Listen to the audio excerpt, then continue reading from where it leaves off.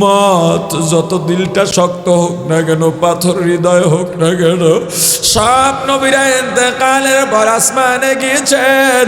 আমার রাসূল উম্মতের মায়ায় আসমানে যান নাই, মদিনার রওজায় শুয়ে এখন উম্মতি উম্মতি বলে কাঁদে। তুমি যখন ঢুকলা সালাতু ওয়া সালামু আলাইকা ইয়া রাসূলুল্লাহ, আসসালাতু ওয়াস সালামু আলাইকা ইয়া হাবিবাল্লাহ, আসসালাতু ওয়াস সালামু আলাইকা ইয়া শাফিআল মুজনিবিন, আসসালাতু ওয়াসসালামু আলাইকা ইয়া রাহমাতাল লিল আলামিন। তুমি সালাম দাও, আমার রাসূল সালামের জবাব দেন। কেমনে মোবাইল উঠাবার হুশ থাকে রে ভাই? তুমি কাবা তাওয়াফ করো, কেমনে মোবাইল উঠাও? ওই হুশ তো থাকার কথা না। তুমি হজ করতে গেলা, পবিত্র জমিনে গেলা, ওখানে চাইলেই কেউ যাইতে পারে না। আল্লাহ যাকে মেহমান হিসাবে ডাকেন, নামের লিস্ট করে ডাক দেন, এ বান্দা এবার আয়, বড়লোক হইলেই যাইতে পারে না। আমি যাই, আল্লাহ নেন, প্রতি বছর 2-3 বার যাই, ভালো লাগে। কি করব, আর কোথাও ভালো লাগে না। গিয়া দেখি কত গরিব মানুষ, চিন্তাও করা যায় না। মসজিদে ইমাম মুয়াজ্জিনি করে 5,000 টাকা বেতন, গ্রামের দেখা হইছে। ভাই আপনি বাংলাদেশে কি করে? কাঁদে আর বলে হুজুর দোয়া কইরে জীবনে বুঝি নাই আসতে পারবো। আপনি কি করেন? বলে আমি মুয়াজ্জিনি করি, বেতন কত? 5,000 টাকা। আহা,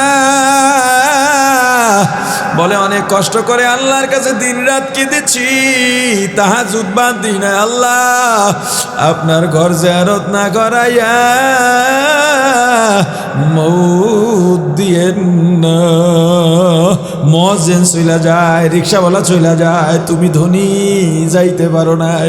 গেলেও মোবাইলে করে কয়েক খণ্ড ভিডিও নিয়ে আসছো, আর কিছু অর্জন করতে পারো নাই। আমার রাসূলের দরদ অন্তরের মধ্যে ঢুকা। আমার রাসূল কতটা কষ্ট করলেন, শিশুবেলা থেকেই কষ্ট। জন্মের আগেই বাবা মারা গেলেন, বাবাকে দেখতে পান নাই। কিছু বোঝার আগেই মা চলে গেলেন, দাদাও চলে গেলেন। কাফেররা আবার রাসূলকে কত কষ্ট দিছে, নিজের বাড়িতেও থাকতে দেয় নাই। আহারে আমার রাসূল ঘরে ঘুমাইবেন, ঘুমাইতেও দেন নাই। আমার রাসূল চলে যাবেন, আমার রাসূল হিজরত করে যাবেন, তাও যাইতে দেয় না। দেখছ, ওই যে আমার রাসূল যেখানে ছিলেন, পাহাড়ের মধ্যে উঠছেন আমার রাসূল, কত কষ্ট করে উপরে উঠলেন। গুহার মধ্যে ঢুকছে কাফেরের গোষ্ঠী, সেখানেও খুঁজা গেছে, মাইরেই ছাড়বে। একটু দয়া লাগে নাই, মায়াও লাগে নাই। আর তুমি আমি উম্মত হইয়া তোমারও মায়া লাগে না। আমার রাসূলের সুন্নতের প্রতি মায়া নাই। কবরে যাইবা, কোন সুন্নত নিয়ে যাইবা? দৃশ্যমান সুন্নত থাকবে দাড়ি। ও ভাই, কোন সুন্নতের ব্যাপারে আমার রাসূল কঠোর কথা বলেন না, দাড়ির ব্যাপারে বলছেন। আমার রাসূল বলছেন যে উম্মত দাড়ি কামায় বা এক মুষ্টির কম ছাটে, ও যেন হাতের মধ্যে ধারালো ছুরি নিয়ে আমার কলিজাটা টুকরা টুকরা বানায় দিছে। ও যুবক, বলো তোমার রাসূলের কলিজার কতবার টুকরা টুকরা করলে তুমি শান্ত হইবা? আর যদি বলো হুজুর আগে বুঝি নাই, আর দাড়ি কাটবো না, ছাড়বো না, রাসূলের কলিজায় আঘাত দেব না। আর যদি মন মতো চলতে চায়, চলো চলো চলো। কিয়ামতের ময়দানে আমার রাসূল যখন উম্মতের জন্য আল্লাহর দরবারে কাঁদবেন, সব নবীরা নাফসি নাফসি বলে এদিকে ছুটবেন, ওদিকে ছুটবেন। আমার রাসূল বলবেন নাফসি নাফসি নাফসি। আল্লাহ বলবেন হাবিব আমার, আপনার উম্মত ডাক দেন, দৌড় দিবে। আহা, ফেরেশতারা প্রতিমধ্যে বাঁধে, তুই কই যাস? তুই যাইতে পারবি না। এই সংখ্যাটাই বেশি হবে, বাধাপ্রাপ্ত সংখ্যা বেশি হবে। বিকট চিৎকার দিয়া বলবে ইয়া রাসূলুল্লাহ, ইয়া হাবিবাল্লাহ, দেখেন আমাদের আসতে দেয় না। আমার রাসূল বলবেন ফেরেশতারা বাধা দিও না। আসতে দাও, ওরা দুনিয়ায় আমাকে দেখে নাই। ওলামায়ে কেরামের জবানে আমার কষ্টের কথা শুনছে আর চোখের পানি ছেড়ে কাঁদছে। আমার সুন্নতের কথা শুনছে, সুন্নত আদায়ের জন্য পাগল হয়ে গেছে। ও ফেরেশতারা বাধা দিও না, বাধা দিও না। ফেরেশতারা বলবে ইয়া রাসূলুল্লাহ, ইয়া হাবিবাল্লাহ, আপনি তো জানেন না আপনার ইন্তেকালের পর এই উম্মাহ সুন্নত মানে নাই, রাসূলের আদর্শ মানে নাই, দৌড়াইছে ব্যক্তির আদর্শের পিছনে। এ যুবক, তোমার কাছে আমার রাসূলের আদর্শ কবে খারাপ হয়ে গেল? আল্লাহ বলছেন লাকাদ কানা লাকুম ফি রাসূলিল্লাহি উসওয়াতুন হাসানাহ, আমার রাসূলের আদর্শ শ্রেষ্ঠ আদর্শ। এই রাসূলের আদর্শের চাইতে জিয়া মুজিবের আদর্শ বেশি ভালো নাকি? আরে কথা বলো না। তুমি মুসলমান, রাসূলের উম্মত, তোমার কাছে জিয়া আর মুজিবের আদর্শ রাসূলের আদর্শের চেয়ে ভালো কেমনে হইল? কেমনে তুমি আদর্শ মেনে আমার রাসূলের সামনে দাঁড়াইবা? কিয়ামতের ময়দানে কোন মুখ নিয়ে আমার রাসূলের কাছে যাইবা? ওই মুখ থাকবে না। তুমি যদি ওখানে অনুভব করতা, চিন্তা করতা, নিজে নিজে চক্ষু বন্ধ করে অন্তর দিয়া দেখার চিন্তা করতা আমার রাসূল কতটা অসহায় ছিলেন, আমার রাসূল এখানে কতটা কষ্ট করলেন, কত সাহাবী এখানে শহীদ হইলেন। ওরে ভাই, রাসূলের সুন্নতের খেলাফ আর করতে পারতাম না। ওরে ভাই, মক্কা থেকে তায়েফ 70 থেকে 80 কিলো জায়গা, পুরাটাই মক্কা থেকে উঁচা। একবার যদি চিন্তা করতাম আর রাসূলের কি দরকার ছিল এই তায়েফে যাওয়ার, তখন তো যাতায়াত পথ ভালো ছিল না। কেন গেলেন, কেন গেলেন, কেন গেলেন? ওখানে যাওয়ার পর আমার রাসূল 3 দিন থেকে 10 দিন গোপনে ছিলেন। এরপরে তায়েফের শহরে দাঁড়াইছেন। আমার রাসূলের শ্বশুর বাড়ির একটা সম্পর্ক তায়েফের শহরের সঙ্গে, দুধ মায়ের একটা সম্পর্ক তায়েফের শহরের সঙ্গে। আমার রাসূল মনে করছেন তায়েফের দাওয়াত দিলে আমি যেহেতু আত্মীয় আমাকে ফিরাইয়া দেবে না। আমার রাসূল যখন দাওয়াত দিলেন, একটা কাফেরও দিন কবুল করে নাই, বরং চতুর্দিক থেকে পাথররা লীলায় দিল ছোট ছোট বাচ্চাদের, যা যা এটা পাগল, পাথর মার, শহরের বাইরে বের করে দে। ও ভাই, তুমিও তো তায়েফ দেখতে যাও, শুধু ভিডিও করো, ভিডিও করো, আসল হাকিকত তোমার অন্তর থেকে অনুধাবন করো না। তায়েফের প্রান্তরে নবীজি যেদিন দিনের দাওয়াত দিতে যান, সেদিন নবীজি আমার কত আঘাত সহিলেন। এতিমে নবীজি সেদিন কত আঘাত সহিলেন, হয়ে অসহায়। তায়েফের প্রান্তরে নবীজি যেদিন দিনের দাওয়াত দিতে যান, যায়েদকে সাথে নিলেন, 3টে দিন দাওয়াত দিলেন। একটা কাফের দিন করল না কবুল, বরং পাগল বলিয়া দিল তাড়াইয়া, পাগল বলিয়া দিল তাড়াইয়া।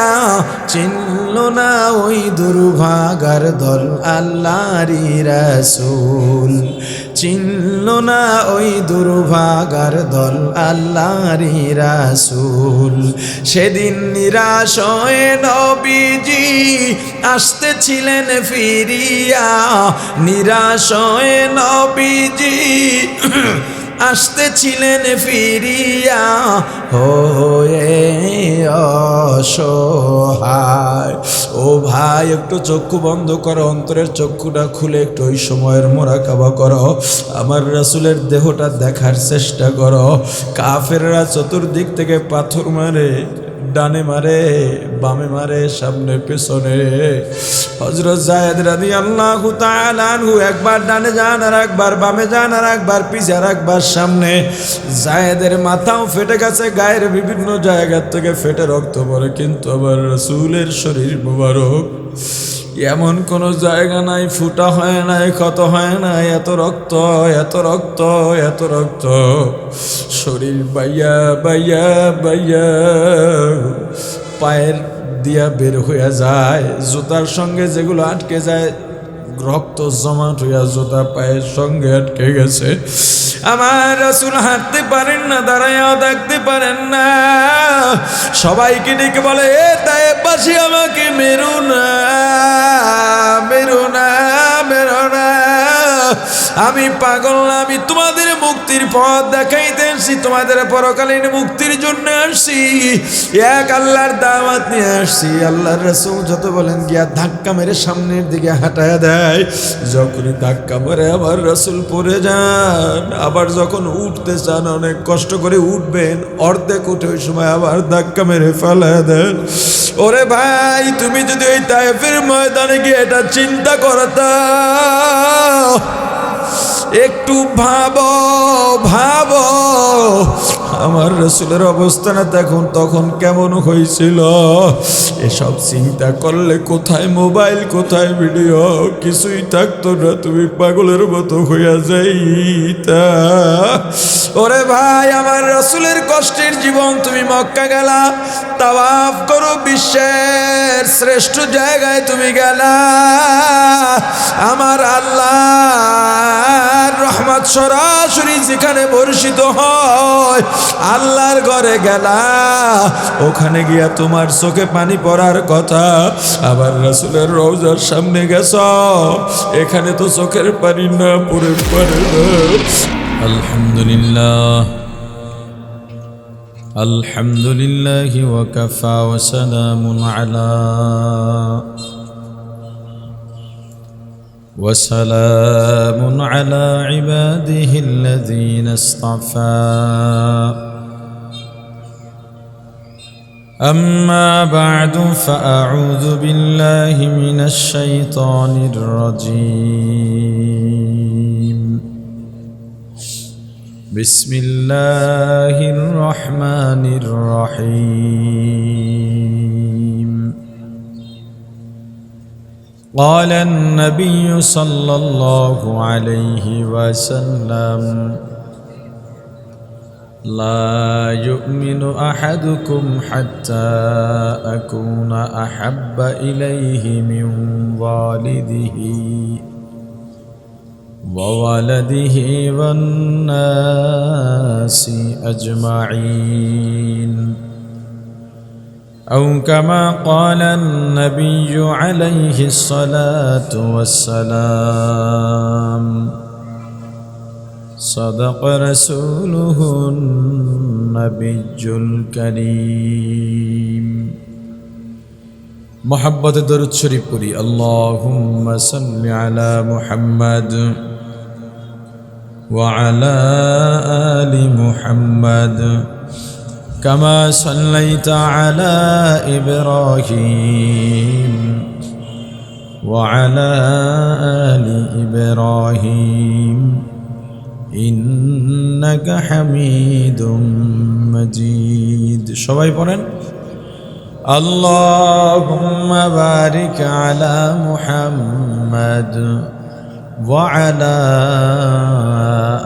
آل محمد كما باركت على إبراهيم وعلى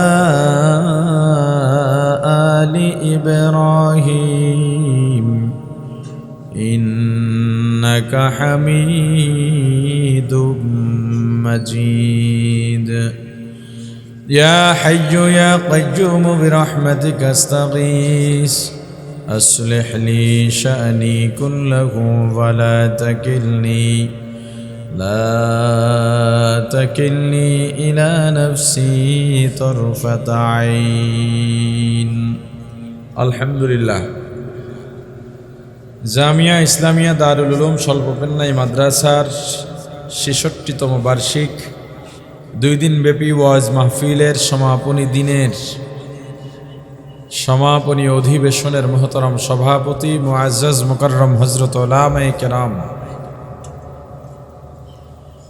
দূর দূরান্ত থেকে আগত ইসলাম প্রিয়, দিন প্রিয়, মর্দে মুজাহিদ, আল্লাহ রাব্বুল আলামিনের আশিকিন, জাকিরিন, শাকিরিন মুসলমান ভাইরা, কলিজার টুকরা সমবয়সী যুবক ও ছাত্র বন্ধুগণ, পর্দানিশী মা ও বোনেরা, আল্লাহ তাআলার দরবারে লাখ কোটি শুকুর ও সুজুদ যেই মহান রব্বুল আলামিন আমাদেরকে হায়াতে তৈয়বা দান করে দুনিয়ার জান্নাতের বাগান কোরআন ও সুন্নাহর আলোচনার এই মোবারক মজলিসে আশা ও বসার মতো তৌফিক দান করেছেন, আলোচনা শোনার মতো সুযোগ করে দিয়েছেন, এজন্যে শুকরিয়া আদায় করি আলহামদুলিল্লাহ।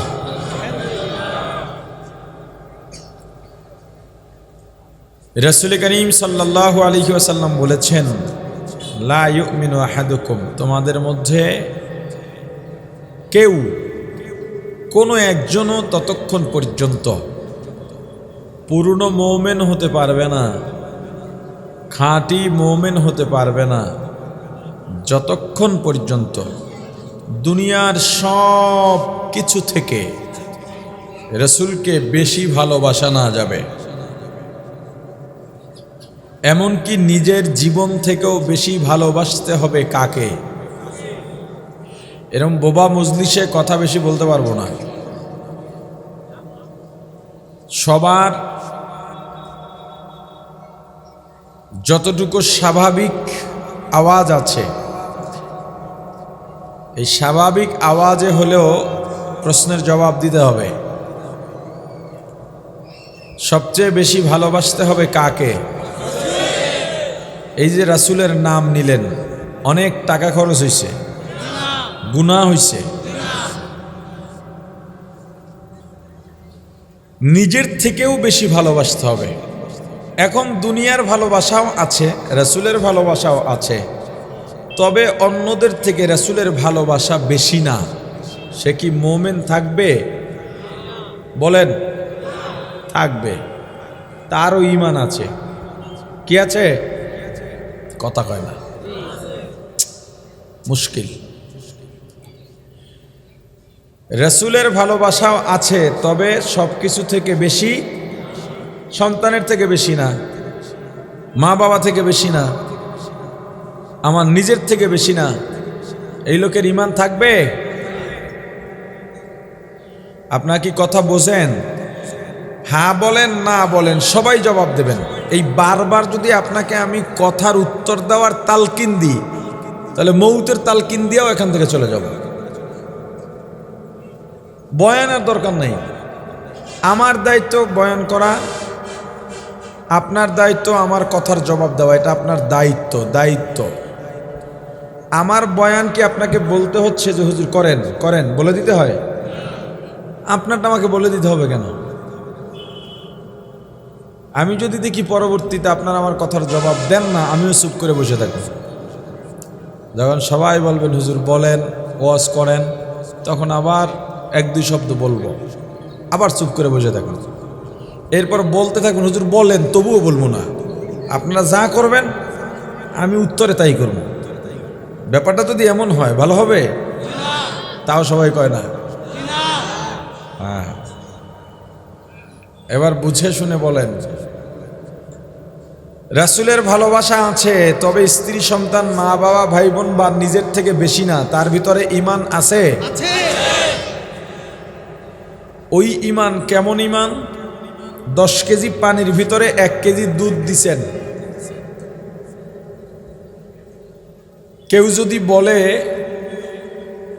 এই পানিতে কি আছে, আপনি বললেন দুধ আছে, কথা সত্য না মিথ্যা? কিন্তু এই দুধ খাওয়া যাবে? সর পড়বে? ঘি হবে? মাখন হবে? বাজারে বিক্রি করতে পারবেন? 10 কেজি দুধে পানি, 10 কেজি পানিতে 1 কেজি দুধ থাকলে দুধ যেমন আছে কিন্তু কাজে লাগে না। রাসূলের ভালোবাসা আছে কিন্তু সব কিছু থেকে বেশি না, তারও ঈমান আছে। এই ঈমান কোনো কাজে লাগবে না।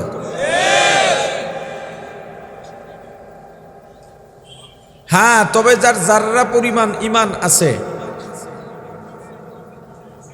সে কোনো না কোনো দিন জান্নাতে যাবে। যে পড়েছে লা ইলাহা আশহাদু আল্লা ইলাহা ইল্লাল্লাহ ওয়া আশহাদু আন্না মুহাম্মাদান আবদুহু ওয়া রাসূলুহু, এরপর শিরিক করে নাই আর সুদ খায় নাই। কটা কথা বললাম? কটা কথা বললাম? এটা পড়ার পরে কি করে নাই? শিরিক করে নাই। আর একটা কি করে নাই? সুদ খাওয়াটাও না, সুদের সঙ্গে সম্পৃক্ত হয় নাই। এই লোক কোনো না কোনো দিন জান্নাতে যাবে। কেন? রাসূল বলেছেন মান ক্বালা লা ইলাহা ইল্লাল্লাহ ফাদাখালাল জান্নাহ। কিন্তু জাহান্নাম ভোগ করে যারা জান্নাতে যাবে তাদেরকে চেনা যাবে। জাহান্নাম থেকে আযাব শাস্তি পরিপূর্ণ হওয়ার পরে যারা জান্নাতে যাবে তাদের কপালে একটা দাগ থাকবে। কি থাকবে? আরে বলেন, জোরে বলেন। আপনি দাগি জান্নাতি হবেন না নিষ্কলুষ জান্নাতি হবেন? এক লোক চুরি করে, সবাই জানে, কিন্তু ভালো হয়ে গেছে, 10 বছর হয়েছে ভালো হয়েছে। হঠাৎ করে আপনার পাশের বাড়িতে চুরি হয়েছে, জেহেন কার দিকে আগে যাবে? 10 বছর হয়েছে, হইলে কি শয়তান বুড়া হইল, গাছ বাওয়ানি যায় না।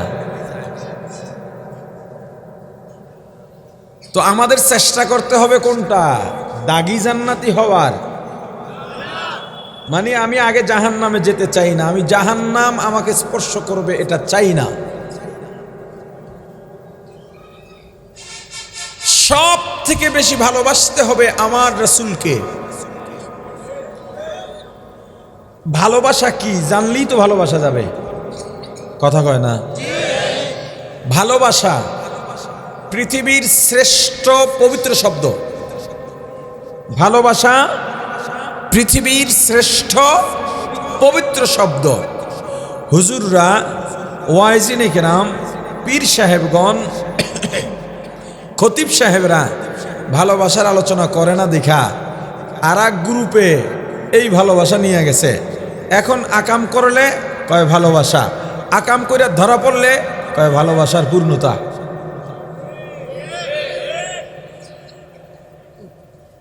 ভালোবাসা পবিত্র এই কথা সত্য, ওদের পদ্ধতি ভিন্ন। ভালোবাসা পৃথিবীর পবিত্রতম শব্দ, সেইটা বিবাহ পূর্ব অবৈধ সম্পর্কের নয়। তো ভালোবাসা কি আগে সেটা বলি। ভালোবাসা, আমি যাকে ভালোবাসি তার চাওয়া, তার আবদার পূরণ করবার জন্যে, কিংবা সে যেটা পছন্দ করে পছন্দ অনুযায়ী কাজ করবার জন্যে ভেতরে যেই ব্যাকুলতা সৃষ্টি হয়, অন্তরে যেই উথাল পাথাল অবস্থা তৈরি হয়, এই ব্যাকুলতাকে ভালোবাসা বলে। বুঝলেন কি না? কি বলছি? আমি যাকে ভালোবাসি তার চাহিদা, তার দাবি পূরণ করবার জন্যে, কিংবা সে যা পছন্দ করে তার পছন্দ জিনিসকে সম্পন্ন করার জন্যে আমার ভেতরে যেই জালজালা তৈরি হয়, যেই ব্যাকুলতা তৈরি হয়, যেই উথাল পাতাল অবস্থা হয়, এই ব্যাকুলতাকে ভালোবাসা বলে। ভালোবাসার প্রমাণ কিভাবে মিলবে? ভিতরের ব্যাকুলতা তো আপনাকে দেখাতে পারছি না, মিলবে তখন, প্রমাণ মিলবে ওই ব্যাকুলতা বাস্তবে যখন আমি পূরণ করব তখন। উদাহরণ দিলে সহজে বুঝবেন। ছেলে মেয়েকে ভালোবাসেন না এমন মা বাবা আছে? জোরে বলেন, আরো জোরে। 3 বছরের ছেলে, ওগো কথা বেশি মজা লাগে। কিরে ছেলের বাপেরা, মেয়ের বাপেরা নাই? 3 বছরের ছেলে মেয়ের কথা খুব মজা লাগে। এই 1 বছর থেকে 3 বছর, এরপরে কথার জড়তা কেটে যায়, এরপর আর ভাল লাগে না। সন্তান হিসাবে ভাল লাগে, কথাগুলো ভাল লাগে না। সন্তান আপনাকে বলল, বাবা পাশের বাড়ির ওই ছেলের পায়ে আমি 2টা জুতা দেখেছি, ফুল আছে আর পেছন থেকে বাঁশি আছে, হাঁটা শুরু করলে বাঁশি বাজে, ওই জুতা 2টা আমার লাগবে। এখন তো মোবাইলের যুগ, সহজ হয়ে গেছে। বিবিকে বললেন, তাড়াতাড়ি ওই বাসায় যাও, জুতার ছবি নিয়ে আসো, আমাকে পাঠাও। আপনি কি করলেন?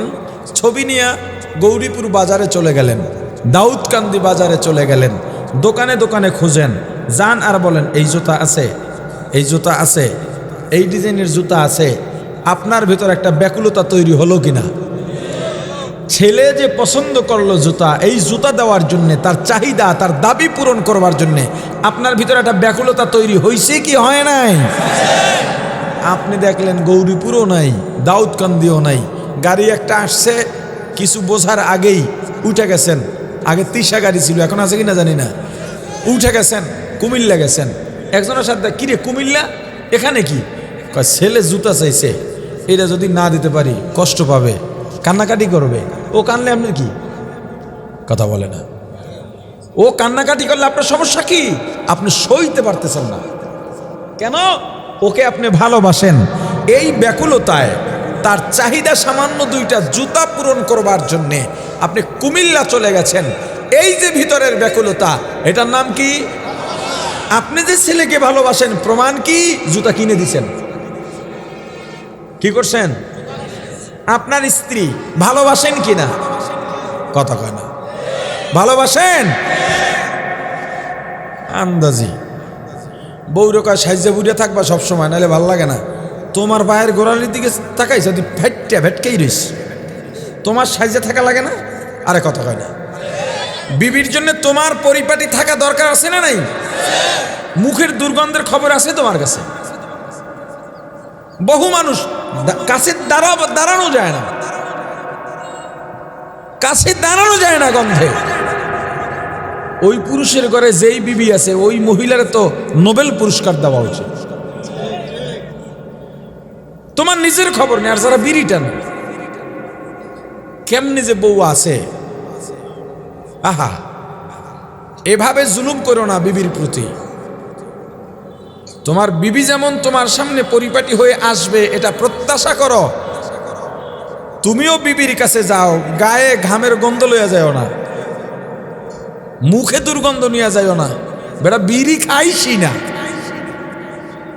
এই যে পাবলিক টয়লেট রাজপথের আশেপাশে আছে না নাই? বাজারে আছে না নাই? হাইওয়ে হোটেলের মধ্যেও প্রায় একই অবস্থা। ওখানে গুড় গন্ধ যা, বিড়ির গন্ধ এর চেয়ে বেশি। না কি দেওয়া যায় না ভিতরে? আচ্ছা, ওই ওয়াশরুমে কারা গেছে? গরু ছাগল? মানুষই তো গেছে। তো বাথরুমের অবস্থা এমন কেন? তার মানে এই যে আমরা চলাফেরা করি, মানুষ যা দেখি সব মানুষ না। সব কি না? স্ত্রী আপনাকে বলল আপনি স্ত্রীকে ভালোবাসেন, বিবির ভালোবাসায় বিবি বলছে আপনি যে চুল কাটছেন এটা কেমন কাটিং? কয়টা রোনালদোর কাটিং। কিনালদোর? কথা কয় না। কয় রোনালদোর কাটিং। কয় এটা আমার দ্বারা ভালো লাগে না। তো কয় এদিক দিয়ে সমান করে ফেলান, ওদিক দিয়ে সমান করে ফেলান। এতদিন বাইরে এই কাটিং নিয়ে মারামারি করছেন। ওই আর্জেন্টিনার গ্রুপ হেরা হেগো মেসির মতো চুল রাহে, ব্রাজিলের গ্রুপ কথা কয় না। ঠিক কি? কার মতো রাহে? ওটার নাম কি? হ্যাঁ, নেইমার। ওটার নামই আমার মনে থাকে না। হিডার মতো চুল রাখে, আর তুমি রোনালদোরে পছন্দ করো, তুমি তার মতো চুল রাখছো, তোমার গ্রুপ বানাইছো, এত বছর ধরে চুল পালতেছো। বিবি কইছে ভাল লাগে না, এটা ছাড়াই ভাল লাগে। কোনো চিন্তা করো না, সেলুনে গিয়ে কেটে লাইছো। কি কারণে? বিবি পছন্দ করছে আমার এই চুলটা তার ভালো লাগে না, আমি যাকে ভালোবাসি তার পছন্দ মতো মাথার চুলের সাইজ বানাইছি। এটার নাম কি? জোরে। এখন এই যে ভালোবাসা পবিত্র, সেটা কি বৈধ সম্পর্কে না অবৈধ সম্পর্কে? বিবাহ পূর্ব ছেলে মেয়ের যেই ভালোবাসা এরা বলে বেড়ায় পবিত্র ভালোবাসা, ওই ভালোবাসা পবিত্র না, ওটা নাপাক। আর ওইটার নাম ভালোবাসাও না। ওইটার নাম কি না? ওইটার নাম কি জানেন? প্রেম। কি আপনাকে ঠেললে ঠেললে কথা কখন লাগে কা? ওটার নাম কি? জোরে। প্রেমেও টান আছে, ব্যাকুলতা আছে, কিন্তু ওটা অপবিত্র। ওইটা কি বলবেন হুজুর, প্রেম অপবিত্র কেন? ভালোবাসার প্রেম তো একই কথা, একই কথা না। প্রেম শব্দের আরবি হলো ইশকুন, আর ভালোবাসা শব্দের আরবি হলো হুব্বুন। রাসূলকে ভালোবাসার যত হাদিস এসেছে, যত আয়াত এসেছে, সব জায়গায় কি ব্যবহার হয়েছে? আরে বলেন কি হয়েছে? আচ্ছা এবার আসেন, প্রেম যে অপবিত্র, এর আগে আমাকে বলেন, মাকে ভালোবাসা খারাপ না ভালো?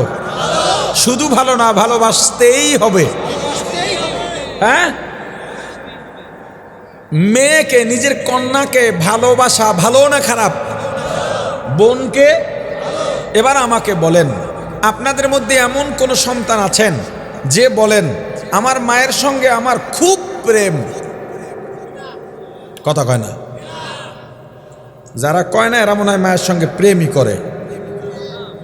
মায়ের সঙ্গে প্রেম, আমার মেয়ের সঙ্গে প্রেম, আমার বোনের সঙ্গে আমি প্রেম করি।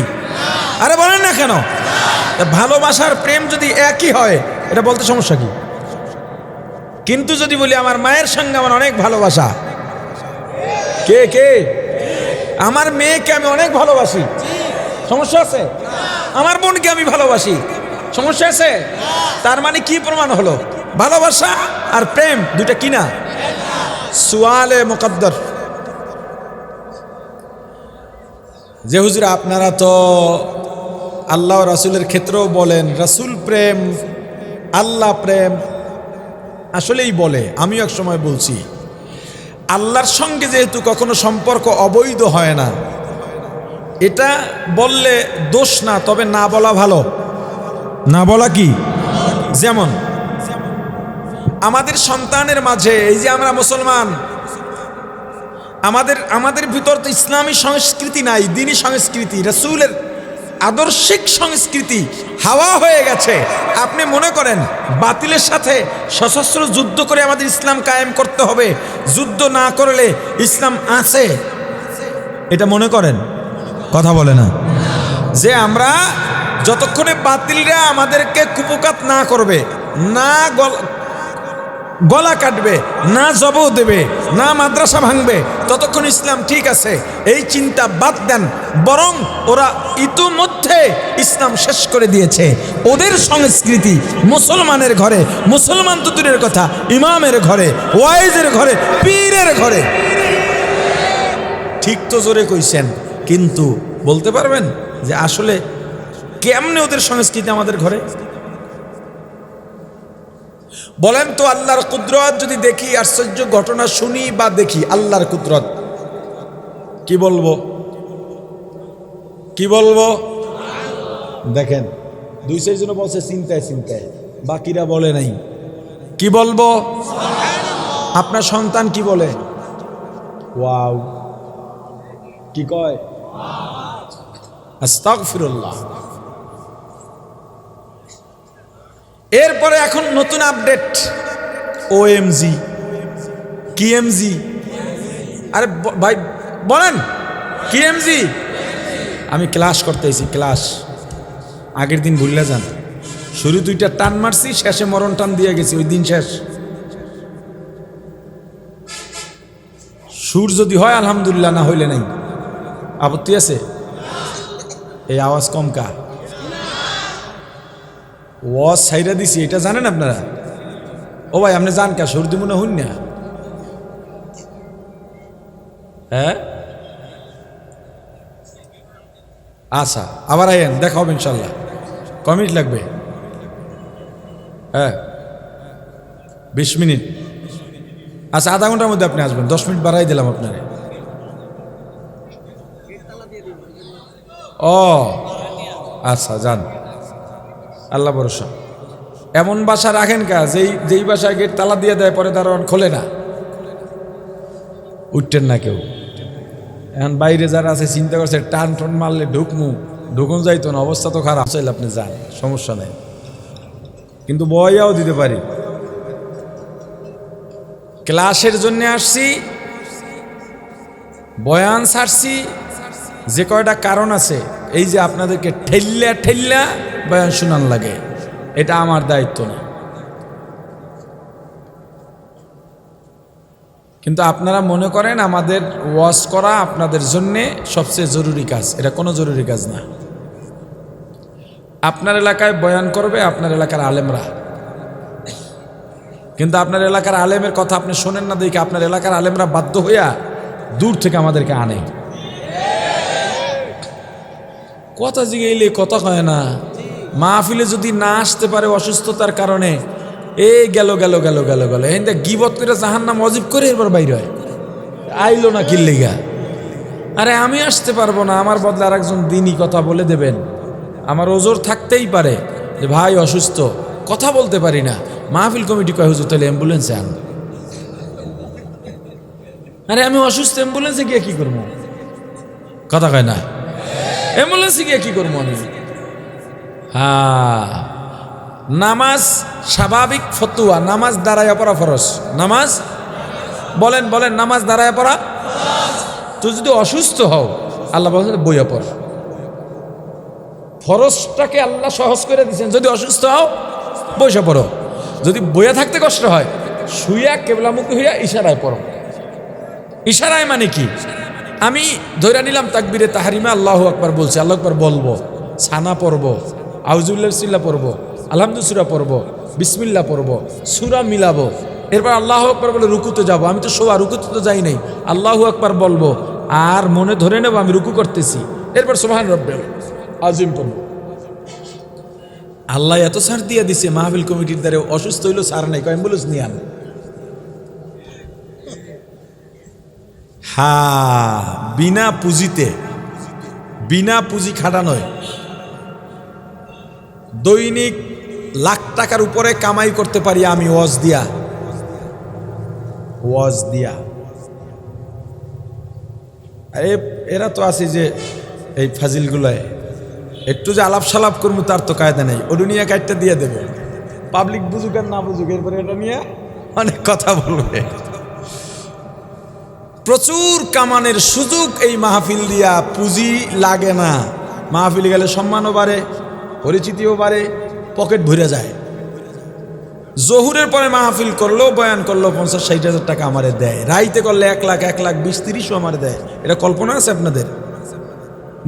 এখন আর চাওয়া লাগে না, অনেক আগে কওয়া লাগছে গাড়ি ভাড়া দিয়ে, এখন কওয়া লাগে না, দিয়া দেয়। আপনি বলেন যত টাকার মালিকই একজন হোক, টাকা লাগে না কার? টাকার লোভ নাই কার? আল্লাহকে সাক্ষী রেখে বলছি, আল্লাহকে সাক্ষী রেখে বলছি, শুধু দ্বীনি দরদের কারণে এই কামাইয়ের লোভ আমি ছেড়েছি। মাহফিল করি না। মাহফিলে দিনের লাভ যা হয়, ক্ষতি তার থেকে বেশি হয়। একটা ক্ষতির কথা বলি, একটা ক্ষতি। বাংলাদেশে সাধারণ মানুষ আলেমদের বিরোধিতা করে কবে থেকে জানেন? যেদিন থেকে ওয়াজের মঞ্চে এক হুজুর আর এক হুজুরের বিরুদ্ধে বলা শুরু করছে, সেদিন থেকে। ছোট্ট একটা উদাহরণ পেশ করি। আমার অফিস রুমে একজন আলেম গেলেন, কথার কথাই হুজুর গেলেন, ওনার সঙ্গে আমার একটা মতনৈক্য হয়ে গেল। না, মতনৈক্য বুঝেন না? হইছে, একেবারে চরম পর্যায়ে গেছে, রাগারাগি হইছে। ধরেন বের হয়ে যাইতে, জান মিয়া বাইরন। উনি বের হয়ে গেলেন, উনিও চাপতে চাপতে বের হয়ে গেছেন। আমি বয়ানে বললাম, আজকে আমার রুমে অমুকে আসছিল, মিয়া এত হিংসা কেন? পারলে সামনে আসো, ময়দানে আসো। ঝগড়া করছি কই? রুমে। ঝগড়া করছি কই? আপনারা জানেন, দেখছেন, ওনার চেনেন। আমি যখন বললাম অমুক, পারলে সামনে আসো, ময়দানে আসো, আমার বক্তবৃন্দ নাই, কথা কয় না। এরা এই বক্তব্য শুনা ওই লোকের উপরে খেপে, আমার হুজুরে এমন কথা কইল। এরপরে এখন তো সব সহজ, নেটে সার্চ দেয় বা ওই লোক খোঁজে কোথায়, ছবি পাইয়া গেছে, এরপর ছবিটা ডাউনলোড করে, করে একটা লাল করজ দেয় ছবির উপরে। কি দেয়? কোন মানুষকে বিকৃত করা, তার ছবিকে বিকৃত করা কবিরা গুনাহ। কি? কোন ব্যক্তির কার্টুন তৈরি করা হারাম। কার্টুন তৈরি করা কোন মুমিনের, ট্রাম্পের কার্টুন তৈরি করে না, অসুবিধা নেই। এখন ক্রস দিয়া ফেসবুকে লেখলো, মিয়া আমার হুজুরের পায়ের ধুলার সমান হইতে পারছেন মিয়া? কদ্দুর ইলম আছে আপনার? আচ্ছা, যে লেখলো সে কি ওই হুজুরকে চেনে? ওই হুজুরের ইলম কতটুক জানে? আচ্ছা, এখন এই হুজুরের ব্যাপারে লেখার পর ওই যে ছবি, তার 2-4 জন ছাত্র ভক্ত নাই? এরা আবার আমার ছবি বের করবে। আমার ছবি বের করতে সহজ, আমার উপরে 6টা খরচ দেবে, দিয়া লেখবে মিয়া গলাবাজি করেন, এলেম কদ্দুর আছে, আমনেরে আমার হুজুরে পড়াইতে পারে।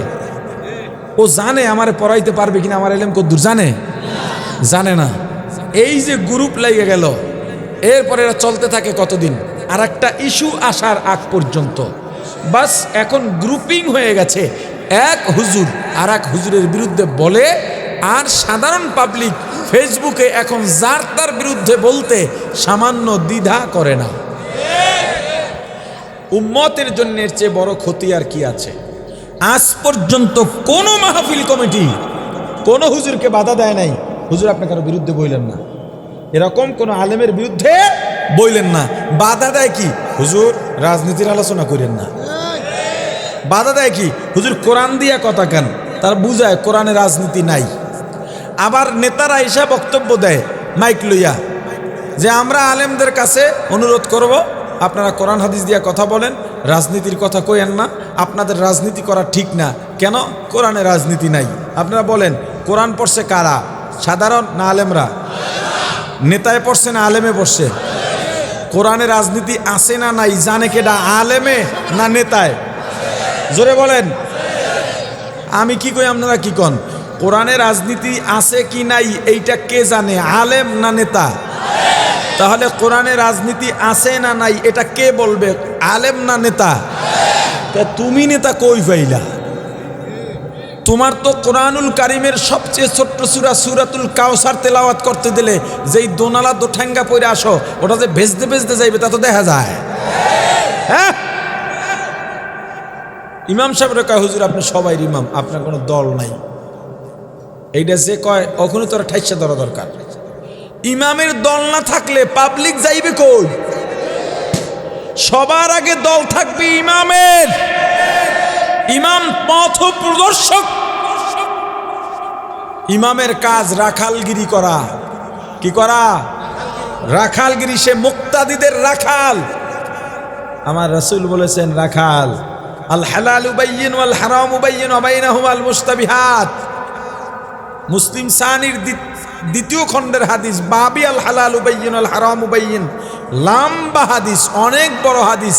এই হাদিসের সার মর্ম হলো, হালাল হারাম তো স্পষ্ট, এরপর যা আছে সন্দেহযুক্ত, যেগুলো নিয়ে তর্ক হয়, এগুলোর থেকে বেঁচে থাকো। রাখাল তোমার দায়িত্ব, উট চড়াও, বকরি চড়াও, ফসলের ধারে কাছেও যেন না যায়। অতএব তুমি পাহারা দিয়া রাখো, কারণ গরু যদি ফসল খায়, জেল রাখালের হয় না গরুর হয়? জোরে। তাহলে মুসল্লিদের রাখাল হলেন ইমাম। মুসল্লিরা যাতে একটা ভোটের কারণেই জাহান্নামে না যায়, এই সবক বাতলাইয়া দেবেন ইমাম।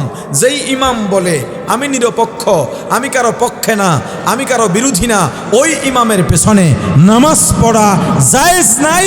এই মাদ্রাসার ময়দানে মাহফিলে আমি মুফতি ঘোষণা দিলাম, আমি ফতুয়া দিলাম, যেই ইমাম বলে আমার কোনো দল নাই, আমার কোনো পক্ষ নাই, আমি কারো বিরোধী না, তার পিছনে নামাজ পড়া জায়েজ নাই।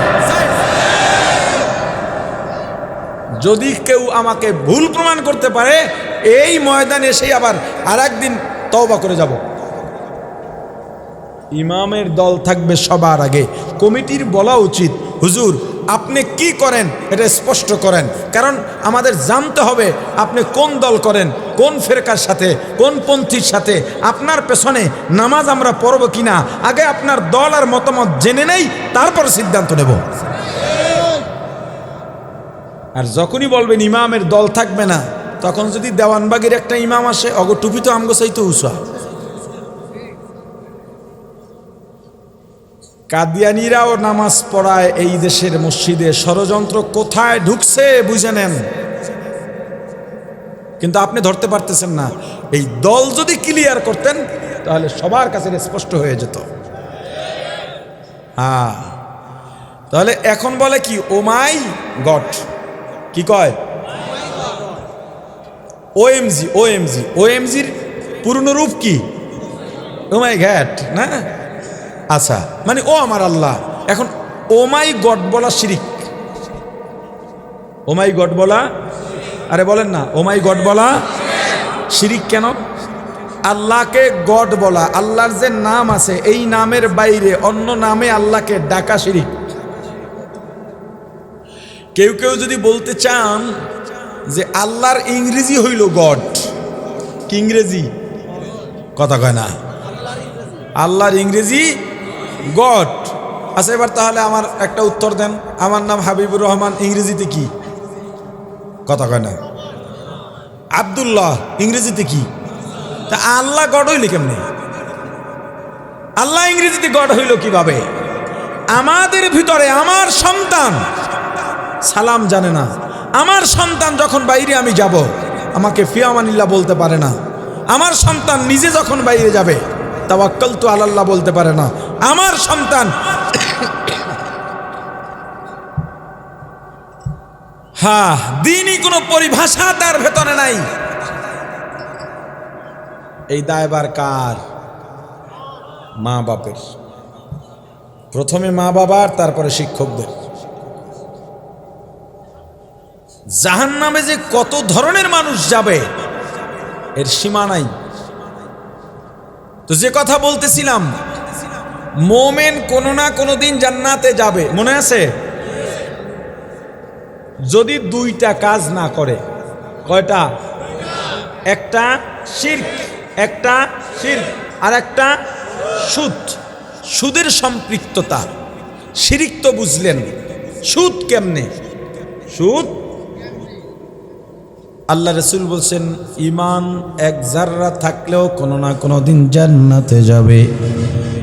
আল্লাহ কোরআনে বলছেন যারা সুদখোর, সুদ খায়, সুদ দেয়, মধ্যস্থতা করে, দালালি করে, এরা চিরস্থায়ী জাহান্নামী। আবু জাহেল যেমন চিরস্থায়ী জাহান্নামে জ্বলবে, আবু লাহাব যেমন চিরস্থায়ী জাহান্নামে জ্বলবে, ইবলিস যেমন চিরস্থায়ী জাহান্নামে জ্বলবে। সুদখোর, সুদ গ্রহণকারী, সুদের মিডিয়া, উভয় পক্ষ তেমন চিরস্থায়ী জাহান্নামে জ্বলবে।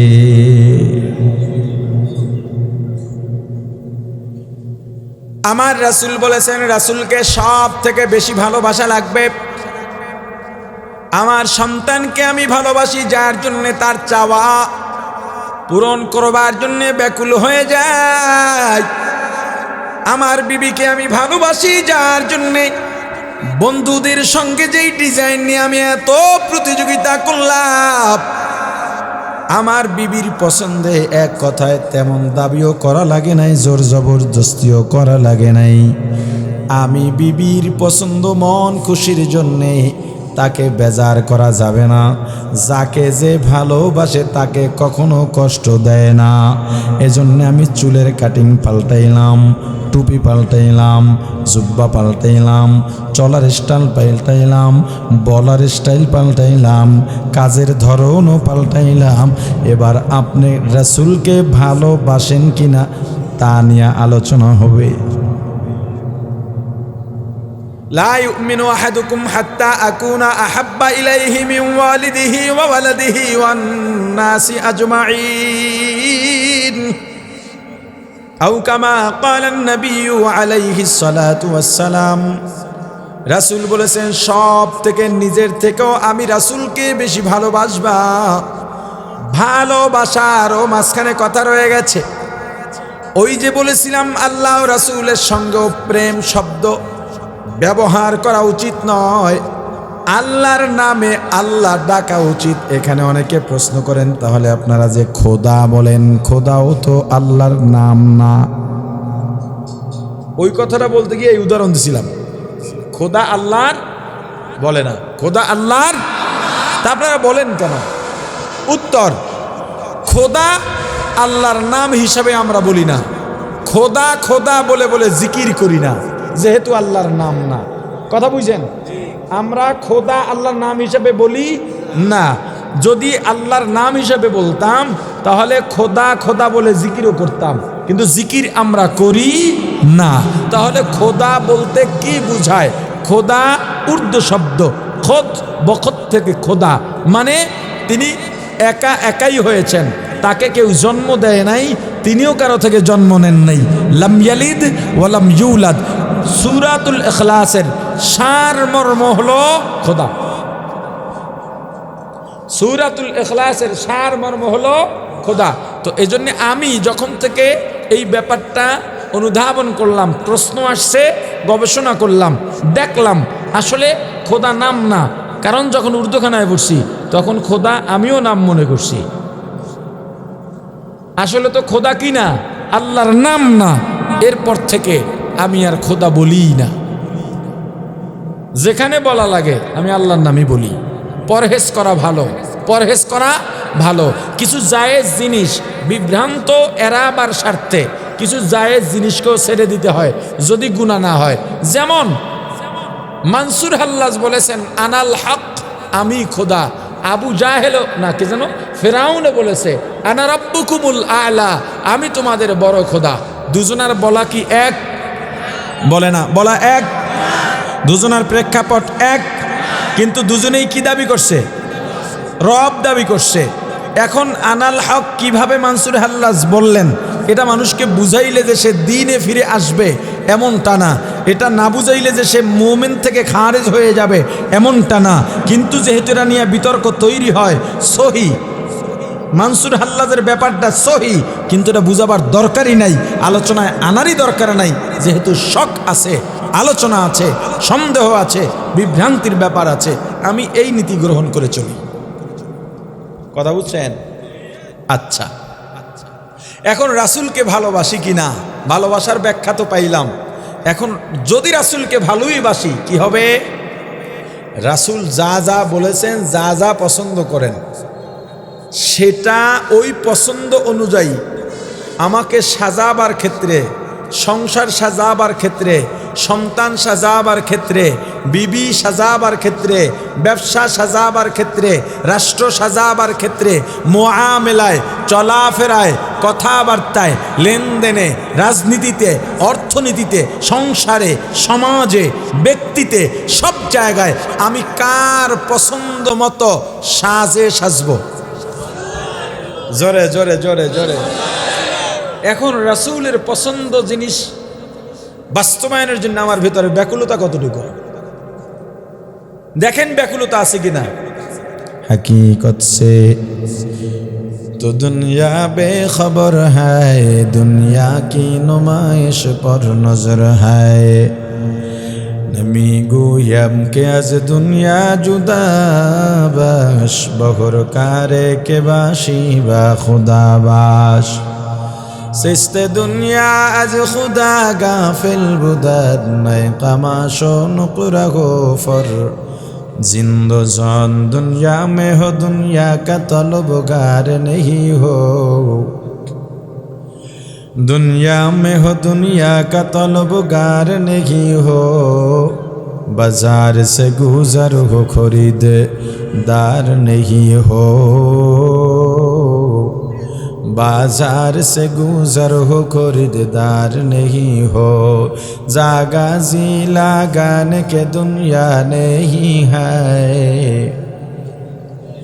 जागा जी लगाने के दुनिया नहीं है। ये इबरत की जाहे तमाशा नहीं है,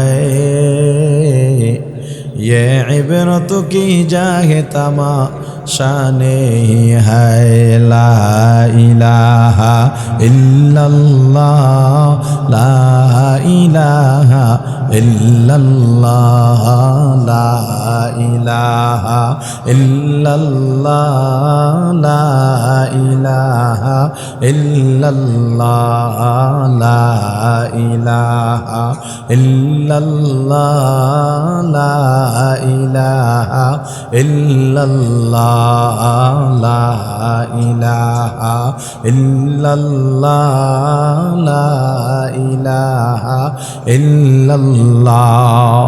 প্রাণের ভাই আমার, রাসূলের ভালোবাসা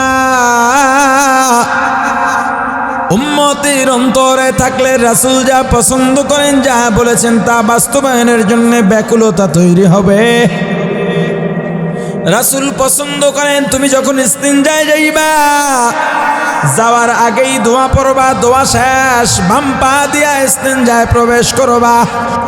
ইস্তিনজায় ঢুকবা, জবান দিয়া কিছু করা যাবে না, বলা যাবে না, কথাও বলা যাবে না, দোয়া দ্রুত পড়া যাবে না, অন্তর থেকে ইস্তেগফার করবা।